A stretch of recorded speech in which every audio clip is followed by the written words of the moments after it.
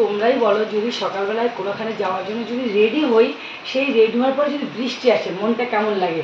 2 ঘন্টা ধরে পুরো রেডি হয়ে দাঁড়িয়ে রয়েছে, এদিকে দেখো বাইরে বৃষ্টি হচ্ছে, আর এমন বৃষ্টি, এই বৃষ্টি না থামবে না জোর হবে, হলে হয়ে যায় যতদূর হবার হয়ে বন্ধ হয়। আর সেটাও হচ্ছে ঝিঝি ঝিঝি পড়ে গেছে, আর বেরালো ভিজে যাবো। আর এদিকে ওয়েদারটা জানো, প্রীতমের প্রচুর ঠান্ডা লেগে যাবে, আমার যে ঠান্ডা লেগে আমরা যখন তখন যেখানে সেখানে বেড়াতে চলে যাই।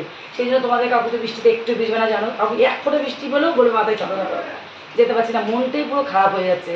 এইসব হলে কোথাও যদি যাওয়ার সময় বৃষ্টি হয়, কারো ভালো লাগে? তোমাদের কি ভালো লাগে? আমার তো ভালো লাগেই না।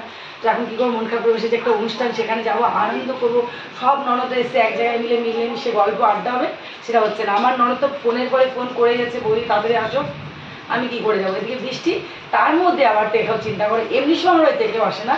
আজকে আবার সাপ্লাই থেকে ফোন করেছে, আমার সাপ্লাইতে দরখাস্ত জমা দেওয়া ছিল মিটারটা একটু গন্ডগোলের জন্য, সেখান থেকে এখন আবার সাপ্লাই লোক ফোন করেছে, বসুন যাচ্ছি। তাহলে যদি ওখানে চলে যাই তাহলে এদিকে কাজটা হবে না, আর ওরা একবার চলে গেলে আবার পরে ওদেরকে তেলিয়ে আনতে হবে। তো কী করবো বলো, কিচ্ছু করার নেই, মনটা পুরো খারাপ করে বসে রয়েছি।